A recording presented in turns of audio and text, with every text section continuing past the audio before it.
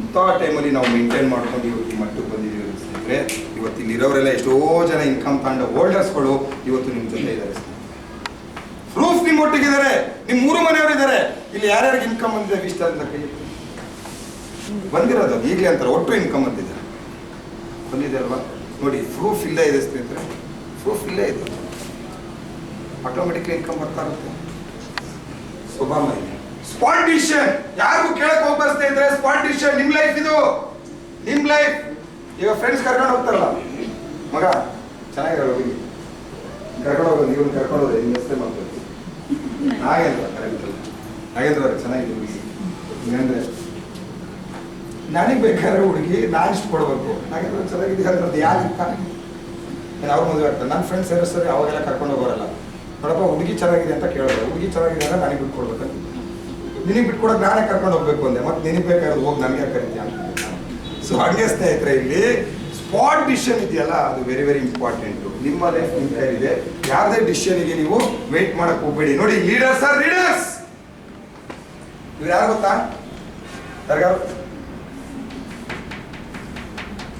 ಯಾರಿಗೂ ಗೊತ್ತಿಲ್ಲ. ನಿಮ್ಮ ಮೊಬೈಲಲ್ಲಿ ಇದ್ದಾರೆ ಅವರು. ಫೇಸ್ಬುಕ್ ಓನರ್ ಜಾನ್ ಬೋಟ್, ಫೇಸ್ಬುಕ್ ಓನರ್. ಸಾವಿರಾರು ಕೋಟಿ ಮಿಲಿಯನ್ ಗಟ್ಟಲೆ ದುಡ್ಡುಗಳು ಫೇಸ್ಬುಕ್ ಓನರ್ ಸ್ನೇಹಿತರೆ. ಇವರೆಲ್ಲ ಜಗತ್ತಿನ ಶ್ರೀಮಂತ ವ್ಯಕ್ತಿಗಳು ಇವತ್ತೆಲ್ಲ. ಇವರೆಲ್ಲ ಲೀಡರ್ಸ್ಗಳು. ಫಸ್ಟು ರೀಡರ್ಸ್, ಕಲಿಯಿತು, ಓದಿದ್ರು, ಆಮೇಲೆ ಲೀಡರ್ಸ್ ಆಗಿ ಪರಿವರ್ತನೆ ಆದ್ರು. ನಾಲೆಡ್ಜ್ ಅನ್ನ ಇಂಪ್ರೂವ್ಮೆಂಟ್ ಮಾಡ್ಕೊಂಡ್ರು. ನೆಕ್ಸ್ಟ್ ಮೂಮೆಂಟ್ ನೋಡಿ, change your self before changing the world. ಜಗತ್ತನ್ನ ಚೇಂಜ್ ಮಾಡಕ್ ಹೋಗಿಂತ ಮುಂಚೆ ಫಸ್ಟ್ ಆಫ್ ಆಲ್ ನಮ್ಮನ್ನ ನಾವು ಚೇಂಜ್ ಮಾಡ್ಕೊಳ್ಳೋಣ ಸ್ನೇಹಿತರೆ. ಇವ್ರಿಗೆ ಚೇಂಜ್ ಮಾಡ್ತೀನಿ, ಅವ್ರಿಗೆ ಚೇಂಜ್ ಮಾಡೋದು ಬೇಡ. ಫಸ್ಟ್ ಆಫ್ ಆಲ್ ನಾವು ಚೇಂಜ್ ಆಗೋಣ. ನಾವೇ ಚೇಂಜ್ ಆಗದೆ ಯಾವುದೇ ಕಾರಣಕ್ಕೂ ಅದು ಚೇಂಜ್ ಆಗ್ಲಿಕ್ಕೆ ಸಾಧ್ಯತೆಗಳು ಇಲ್ಲ ಸ್ನೇಹಿತರೆ. Very very important. ನೆಕ್ಸ್ಟ್ ನೋಡಿ, ಫಿಕ್ಸ್ಡ್ ಮೈಂಡ್ ಸೆಟ್. ಕೆಲವ್ರದ್ದು ಏನ್ ಗೊತ್ತಾ, ಕೆಲವ್ರದ್ದು ಫಿಕ್ಸ್ಡ್ ಮೈಂಡ್ ಸೆಟ್. ಇಲ್ಲಿರೋದೆ ನಂಗೆಲ್ಲ ಗೊತ್ತು. ಇಲ್ಲಿರೋರಿಗೆ ಎಷ್ಟೋ ಜನಕ್ಕೆ ಇದೆ ಹೇಳಿ, I know everything, working without thing. ನನ್ನ ಪಾಡಿಗೆ ನಾನು ಮಾಡ್ತೀನಿ, ನಂಗೇನು ಅದು ಅವಶ್ಯಕತೆ ಇಲ್ಲ, ಇವ್ರ ಅವಶ್ಯಕತೆ ಇಲ್ಲ. ಇನ್ನೊಂದು, ನೋ ರಿಕ್ವೈರ್ಮೆಂಟ್ ಆಫ್ ಟ್ರೈನಿಂಗ್. ನಂಗೆ ಟ್ರೈನಿಂಗ್ ನಿಮಗೆಲ್ಲ ಬೇಡಪ್ಪ. ಇಲ್ಲಿ ಗಂಟೆ ಕೂತ್ಕೊಂಡು ಅವ್ನು ಯಾರು ಬರ್ತಾನಂತೆ ಓದ್ತಾನಂತೆ 3 ಗಂಟೆ ಕೇಳಕ್ಕೆ ನನಗೆ ಇಷ್ಟಿಲ್ಲಪ್ಪ. ನನಗೆ ಟ್ರೈನಿಂಗ್ ಅವಶ್ಯಕತೆ ಇಲ್ಲ. ಇನ್ನೊಂದು, no need of marketing knowledge. ನನಗೆ ಮಾರ್ಕೆಟಿಂಗ್ ನಾಲೆಜ್ ನಂಗೆ ಅವಶ್ಯಕತೆ ಇಲ್ಲ. ನಾಟ್ ಸಪೋರ್ಟಿಂಗ್ ಟು ಟೀಮಿಗೆ ನಾನು ಸಪೋರ್ಟ್ ಮಾಡಲ್ಲ. ಕೆಲವರು ಫಿಕ್ಸ್ಡ್ ಮೈಂಡ್ ಸೆಟ್, ನಂಗೆ ಎಲ್ಲ ಗೊತ್ತಿದೆ, ನನಗೆ ಯಾರು ಏನು ಹೇಳ್ಕೊಡೋದು ಬೇಡ, ನಂಗೆ ಯಾವ ಟ್ರೈನಿಂಗು ಬೇಡ, ನಂಗೆ ಯಾವ BOPನೂ ಬೇಡ, ನನಗೆ ಯಾವ ಝೂಮು ಬೇಡ. ಸ್ನೇಹಿತರೆ, ಅಮ್ಮಮ್ಮ ಅಂದರೆ ಒಂದು 2 ರ್ಯಾಂಕು 3 ರ್ಯಾಂಕು 4 ರ್ಯಾಂಕ್ ಹೊಡಿಬೋದು ಸ್ನೇಹಿತರೆ. ನೋಡಿ, ಅಮ್ಮಮ್ಮ ಅಂದರೆ ಒಂದು 4 ರ್ಯಾಂಕ್ 5 ರ್ಯಾಂಕ್ ಹೊಡಿಬೋದು ಸ್ನೇಹಿತರೆ. ಅದ್ರ ಕಡೆಗೆ ನಿಮಗೆ ಟೀಮ್ ಬರುತ್ತಲ್ಲ, ಟೀಮಿಗೆ ನಾಲೆಡ್ಜ್ ಇಲ್ಲ ಅಂದರೆ ನೀವೇನು ಮಾಡ್ತೀರಾ? ನಿಮ್ಮ ಟೀಮ್ ಕಡೆಗೆ ನಾಲೆಡ್ಜ್ ಇದ್ರೆ ತಾನೇ ಅವ್ರು ಏನಾದ್ರು ಕೆಲಸ ಮಾಡ್ಲಿಕ್ಕಾಗೋದು. ಸೊ ಹಾಗಾಗಿ ಇದು ಒಂದು ಪಾರ್ಟ್. ಯಾರು ಹೇಳಿ, ಇದು ಫಿಕ್ಸ್ಡ್ ಮೈಂಡ್ ಸೆಟ್, ನಂಗೆಲ್ಲ ಗೊತ್ತು ಅನ್ನೋದು.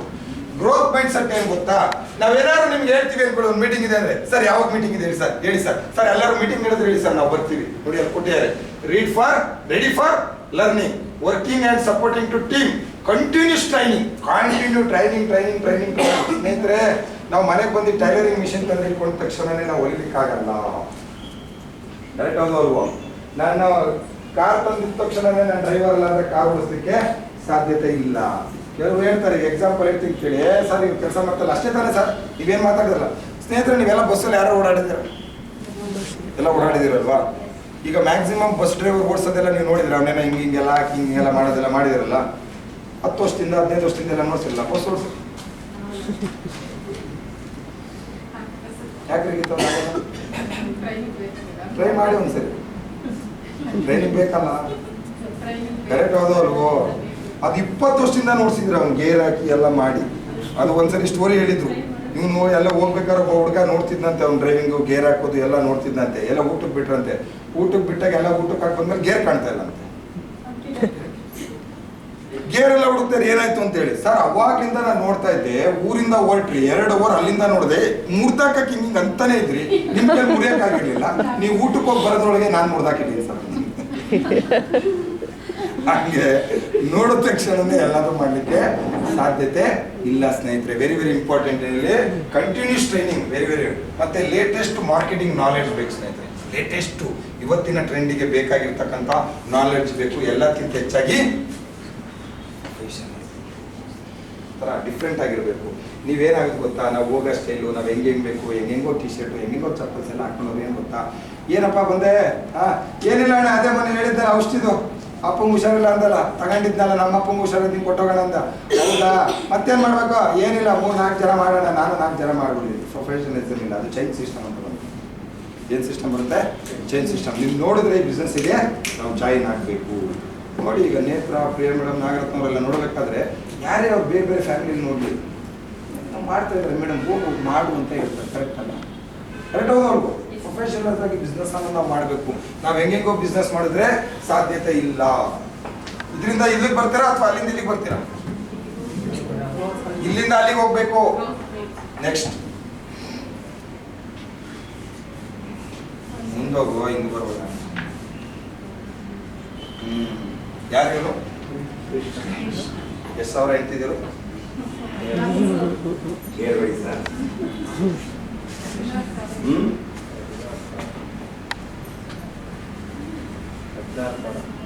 ನಿಮಗೆ ಸ್ವಲ್ಪ ಬೇಡವೇನ್ರಿ? ಒಂದು 6 ಬೇಡವಾ?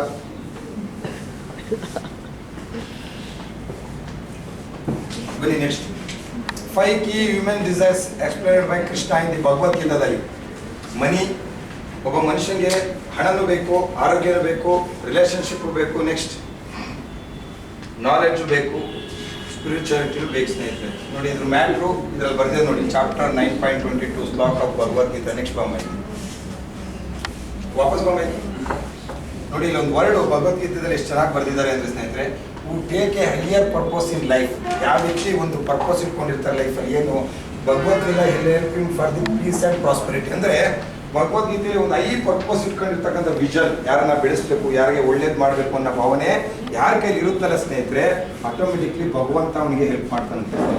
ಎಕ್ಸಾಂಪಲ್ ನೋಡಿ, ಒಂದು ಫ್ಯಾಕ್ಟ್ರಿಲಿ ಸ್ನೇಹಿತರೆ ದಿನ ಹೋಗ್ಬೇಕಾದ್ರೆ ಸೆಕ್ಯೂರಿಟಿ ಗಾರ್ಡ್ ಇರ್ತಾರಲ್ಲ ಗೇಟಲ್ಲಿ, ಯಾರು ಇರ್ತಾರಲ್ಲೇ? Security guard. ಕರೆಕ್ಟ್ ಹೋದವ್ರು ಏನಮ್ಮ ಬೇಕಾ? ಹಾಂ,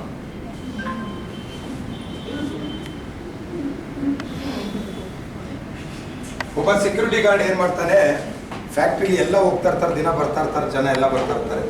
ಒಂದಿನ ಏನಾಗುತ್ತೆ, ಫ್ಯಾಕ್ಟ್ರಿ ಒಳಗೆ ಐಸ್ ಫ್ಯಾಕ್ಟ್ರಿ ಅದು ತುಂಬಾ. ಒಬ್ಬ ವ್ಯಕ್ತಿ ಏನ್ ಮಾಡ್ಬಿಡ್ತಾನೆ, ಸೀದಾ ಐಸ್ ಫ್ಯಾಕ್ಟ್ರಿ ಒಳಗೆ ಹೋಗ್ಬಿಡ್ತಾನೆ. ಐಸ್ ಫ್ಯಾಕ್ಟ್ರಿ ಒಳಗೆ ಹೋದಾಗ ಫ್ರೀಜರ್ ಇರುತ್ತೆ ಅದು ಒಳಗೆ, ಅದು ಒಳಗೆ ಹೋಗ್ತಾನೆ. ಆಟೋಮೆಟಿಕ್ಲಿ ಏನಾಗ್ಬಿಡುತ್ತೆ, ಅದು ಸಡನ್ ಆಗಿ ಬಾಕ್ಲು ಡೋರ್ ಬಂದ್ಬಿಟ್ಟು ಲಾಕ್ ಆಗ್ಬಿಡುತ್ತೆ. ಲಾಕ್ ಆದ ತಕ್ಷಣ ಇವ್ನು ಕೂಗೋದು ಹೊರಗಡೆ ಜಾಸ್ತಿ ಕೇಳಿಸಲ್ಲ, ಕೂಗೋದು ಹೊರಗಡೆ ಡೆಪ್ತ್ ಲೆವೆಲ್ ಅಲ್ಲಿ ಜಾಸ್ತಿ ಕೇಳಿಸಲ್ಲ. ಹತ್ರ ಇದ್ದಾಗ ಸ್ವಲ್ಪ ಕೇಳಿಸ್ಬೋದು ಏನೋ, ಬಾಕ್ಸ್ ಬಡಿಯೋದು, ಡೋರ್ ಬಡಿಯೋದು ಏನಾದ್ರು. ಲಾಸ್ಟಿಗೆ ಏನಾಗುತ್ತೆ, ಕ್ಲೋಸಿಂಗ್ ಟೈಮ್ ಬಂದ್ಬಿಡುತ್ತೆ 5 ಗಂಟೆಗೆ ಫ್ಯಾಕ್ಟ್ರಿ ಕ್ಲೋಸಿಂಗ್ ಟೈಮ್ ಬಂದಾಗ ಆಟೋಮೆಟಿಕ್ಲಿ ಜನ ಎಲ್ಲ ಹೊರಗೆ ಹೋಗ್ತಾ ಇರ್ತಾರೆ, ಎಲ್ಲರೂ ಹೊರಗೆ ಹೋಗ್ತಾರೆ.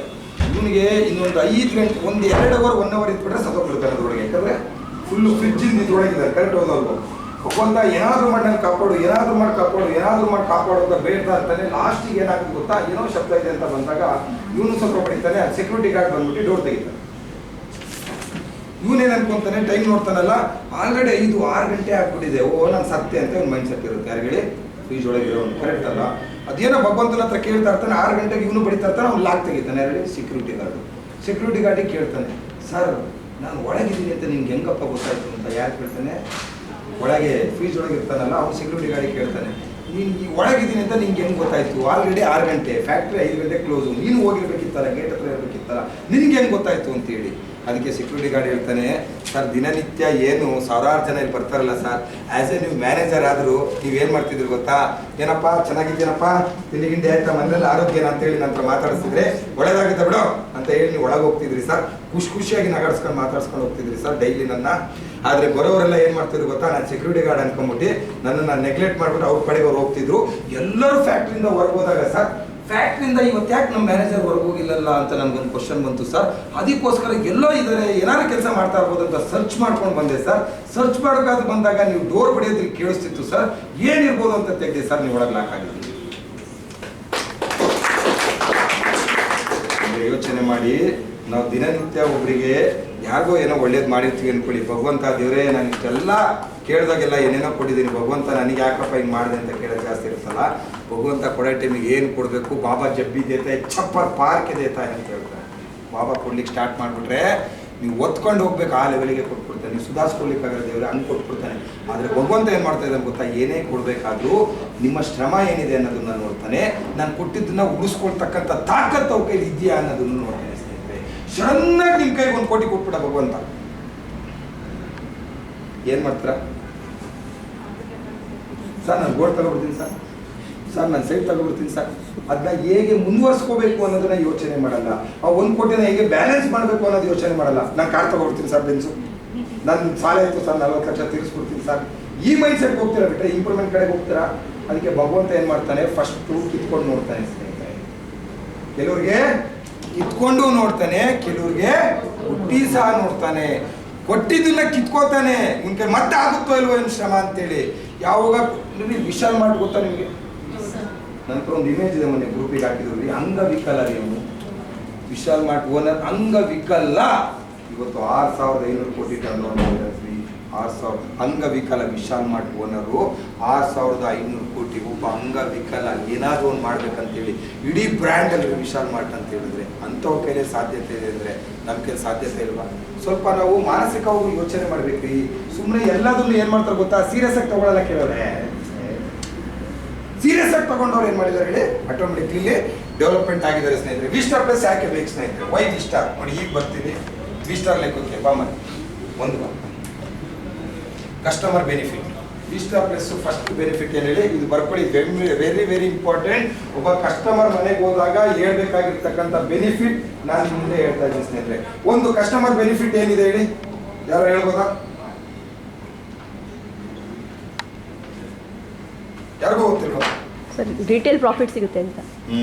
Very good. ಒಂದೇನಿರುತ್ತೆ ಹೇಳಿ, ರಿಟೇಲ್ ಪ್ರಾಫಿಟ್. ಕರೆಕ್ಟ್ ಹೌದಲ್ವ?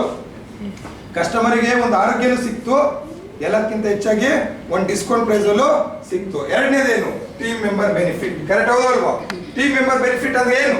ಐಡಿ ಕ್ರಿಯೇಟ್ ಆಗುತ್ತೆ, ಲೆಫ್ಟ್ ಟು ರೈಟ್ ಬರ್ತಕ್ಕಂಥ SP-ಗಳು ಕೌಂಟಿಂಗ್ ಆಗುತ್ತೆ, ಪೇರ್ ಮ್ಯಾಚಿಂಗ್ ಬರುತ್ತೆ. ಕರೆಕ್ಟ್ ಹೌದಲ್ವಾ? ಇದು ಒಬ್ಬ ಕಸ್ಟಮರ್ ಮನೆಗೆ ಹೋದಾಗ ಎದ್ದು ಪ್ರಾಡಕ್ಟ್ ಇಡ್ತಾರೆ. ಒಂದು ವೈಟ್ ಪೇಪರ್ ಅಲ್ಲಿ, ಯಾವುದೋ ಒಂದು ಸಣ್ಣ ಪೇಪರ್ ಎಲ್ಲ ತಗೊಂಡಿರೋದಲ್ಲ ಸ್ನೇಹಿತರೆ. ಒಂದು ಒಳ್ಳೆ ಡೈರಿ ತಗೊಳ್ಳಿ, ಲೆಟರ್ ಪ್ಯಾಡ್ ಬರುತ್ತೆ ಇಷ್ಟು ದೊಡ್ಡದು. ನೀವು ಕೊಡೋ ಪ್ಲಾನ್ ಹೆಂಗಿರ್ಬೇಕಂದ್ರೆ, ಲೆಟರ್ ಪ್ಯಾಡ್ ಟರ್ರ್ ಅಂತ ಅರ್ಧ ಅವ್ನು ಕೈ ಕೊಟ್ಟರೆ ಅದನ್ನ ಪೂಜೆ ಮಾಡ್ಬೇಕು ಅವನು. ನಾನು ಮನೇಲಿ ಇಟ್ಟಿದ್ದೀನಿ, MD ಸರ್ ಮಾಡಿರೋದ ಲ್ಯಾಮಿನೇಷನ್ ಆಗಿ ನಾನು ಮನೇಲಿ ಪೀರುಲ್ ಇಟ್ಟಿದ್ದೀನಿ. ನನಗೆ ಫಸ್ಟ್ ಪ್ಲಾನ್ ಕೊಟ್ಟಿದ್ದೀನಿ 6.5 ವರ್ಷದ ಹಿಂದೆ. ಅದು ನನ್ನ ಲೈಫ್ ಜರ್ನಿನೇ ಚೇಂಜ್ ಮಾಡ್ಬೋದು. ಸೊ ಅಂದ್ರೆ ಒಂದೇನು ಹೇಳಿ, team member benefit. First customer benefit ತಿಳಿಸ್ಬೇಕು, ಪ್ಲಸ್ ಇನ್ನೊಂದೇನು ಹೇಳಿ, ಟೀಮ್ ಮೆಂಬರ್ ಬೆನಿಫಿಟ್ ತಿಳಿಸ್ಬೇಕು. Next Bombay benefit of society. ಸೊಸೈಟಿಯಿಂದ ನಿಮ್ಗೆ ಏನು ಬೆನಿಫಿಟ್ ಸಿಗುತ್ತೆ? ಈಗ ದುಡ್ಡಾಯ್ತು ಅಂದ್ರೆ ಸೊಸೈಟಿಲಿ ಏನು ರೆಸ್ಪೆಕ್ಟ್ ಕೊಡ್ತಾರೆ?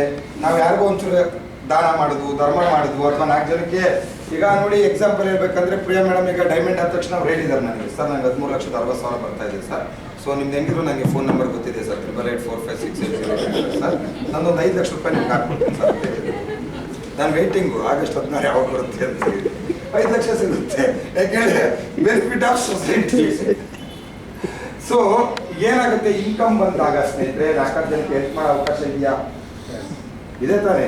ಸೊ ನೋಡಿ ಸ್ನೇಹಿತರೆ, ನಮ್ಮ ಏರಿಯಾದಲ್ಲಿ ಬಂದಾಗ ಎಷ್ಟೋ ಜನ ನಮ್ಮ ಮನೆ ಹತ್ರ ಬರ್ತಾರೆ.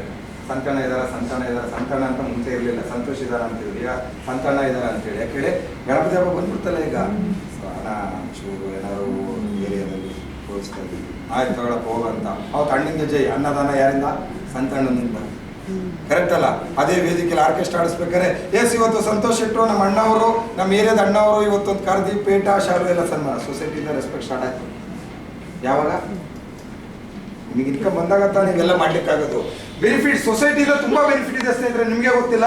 ನಿಮ್ಮ ರೆಸ್ಪೆಕ್ಟ್ ಇಂಪ್ರೂವ್ಮೆಂಟ್ ಆಗುತ್ತೆ ಯಾವಾಗ ನಿಮ್ಗೆ ದುಡ್ಡು ಬರುತ್ತಲ್ಲ ಸ್ನೇಹಿತರೆ.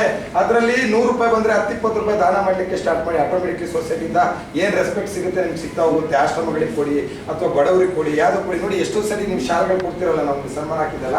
ನಾನು ಹೋಗ್ಬೇಕಾದ್ರೆ ಏನು ಮಾಡ್ತೀನಿ ಗೊತ್ತಾ, ಯಾರು ನೈಟ್ ಹೋಗ್ಬೇಕಾದ್ರೆ ಜನ ಸುಮ್ಮನೆ ಫುಟ್ಪಾತಲ್ಲಿ ಮಲಗಿದ್ರೆ ಹಂಗೆ ಶಾಲೆಗೆ ಹೋಗ್ಬಿಡ್ತೀನಿ. ನಾನು ಯಾಕೆ ಹೋಗ್ತೀನಿ ಅಂದರೆ 108 ಸಾವಿರ ಇಟ್ಕೊಂಡು ನಾನು ಬೀರು ಒಳಗೆ ನಾನು ಸ್ಟಾರ್ಟ್ ಇಟ್ಕೊಂಡು ನಾನು ಏನು ಮಾಡಲಿ, ಸೊಸೈಟಿಗೆ ಒಂದು ಹೋಗ್ತಾ ಇದೆ ಸ್ನೇಹಿತರೆ. ಅಲ್ಲಿಂದ ಯಾವುದೋ ಭಗವಂತ ನಮ್ಮ ಮಕ್ಕಳಿಗೆ ಆಶೀರ್ವಾದ ಮಾಡ್ತಾನೆ ಸ್ನೇಹಿತರೆ. ಹೇಳಲ್ವ ಹಿರಿಯರು ಯಾವಾಗಲೂ, ಯಾವುದೋ ಜನ್ಮ ಪುಣ್ಯ ಮಾಡಿದ್ದೆ ಕಣೋ ನಿನಗೆ ಏನೋ ಇವತ್ತೊಂದು ಒಳ್ಳೆ ಅವಕಾಶ ಸಿಕ್ಕಿದೆ. ಕರೆಕ್ಟ್ ಹೌದಲ್ವೋ?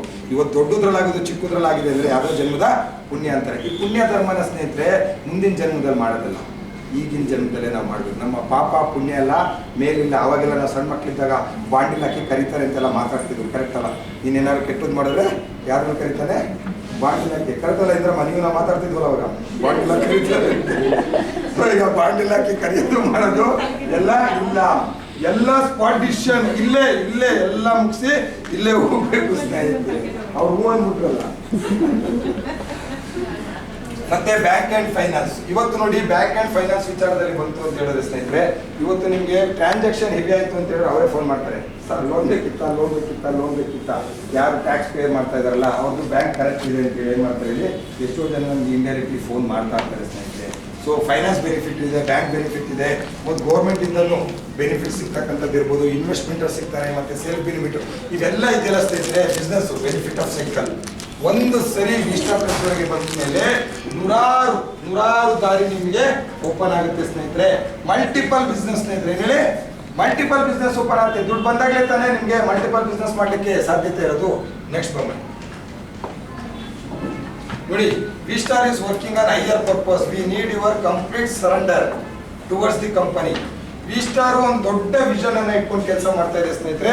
ವಿ ಸ್ಟಾರ್ ಒಟ್ಟಿಗೆ ಸ್ನೇಹಿತರೆ ನಮ್ಮ RK ಫ್ಯಾಮಿಲಿಗೂ ಸಹ ಒಂದು ದೊಡ್ಡ ವಿಷನ್ ಇಟ್ಕೊಂಡು ಕೆಲಸ ಮಾಡ್ತಾ ಇದೆ ಸ್ನೇಹಿತರೆ. ಹೇಳಿ, ದೊಡ್ಡ ವಿಷನ್ ಇಟ್ಕೊಂಡು ಕೆಲಸ ಮಾಡ್ತಾ ಇದೆ. ನಾವು ನಿಮ್ಮ ಸಪೋರ್ಟ್ ಅನ್ನ ಕೇಳ್ತಾ ಇದ್ದೀವಿ ಸ್ನೇಹಿತರೆ. ಏನ್ ಹೇಳಿ, ನಾವು ನಿಮ್ಮ ಸಪೋರ್ಟ್ ನಮಗೋಸ್ಕರ ಅಲ್ಲ, ನಿಮ್ಮ ಡೆವಲಪ್ಮೆಂಟಿಗೋಸ್ಕರ. ನಿಮ್ಮ ಸಪೋರ್ಟ್ ನಮ್ಗೆ ಏನಾದ್ರು ಕರೆಕ್ಟಾಗಿ ಸಿಕ್ಕಿದ್ದೆ ಆದರೆ 100% ಬರೆದಿಟ್ಕೊಳ್ಳಿ ಸ್ನೇಹಿತರೆ. ಒಂದು ಒಳ್ಳೆ ರೀತಿಯಲ್ಲಿ ಡೆವಲಪ್ಮೆಂಟ್ ನಿಮಗೆ ಸ್ಟಾರ್ಟ್ ಆಗುತ್ತೆ. ನಿಮ್ಮ ಫ್ಯಾಮಿಲಿಲಿ ಒಂದು ಒಳ್ಳೆ ರೆಕಗ್ನೈಸ್ ಪೀಪಲ್ ಆಗ್ತೀರಾ. ಸೊ ಹಾಗಾಗಿ ಮ್ಯಾಕ್ಸಿಮಮ್ ಅದ್ರ ಕಡೆ ಸ್ವಲ್ಪ ಗಮನ ಹರಿಸ್ತಕ್ಕಂಥ ಕೆಲಸಗಳನ್ನ ಮಾಡಿ. So next one, so what is your goal? ನಿಮ್ಮ ಗೋಲ್ ಏನು? Very very important. ಯಾರು ಹೇಳ್ಬೋದಾ, ಏನಾದ್ರು ಗೋಲ್ ಇದೆಯಾ ನಿಮ್ಮದು? ಲೈಫ್ ಸ್ಟೈಲ್ ಚೇಂಜ್ ಮಾಡಬೇಕು, ಲೈಫ್ ಸ್ಟೈಲ್ ಚೇಂಜ್ ಮಾಡಬೇಕು, ಕಾರ್ ಪರ್ಚೇಸ್ ಮಾಡಬೇಕು, ದೊಡ್ಡ ಮನೆ ಕಟ್ಟಬೇಕು. ಮತ್ತೆ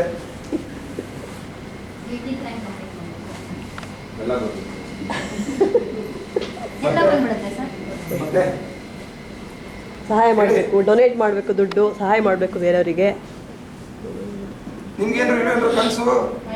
ಮತ್ತೆ ಹೇಳ್ರಿ, ನಾನು ಕೇಳ್ತಾ ಇದ್ದೀನಿ. ಕೊಡೋ ಕೈಯ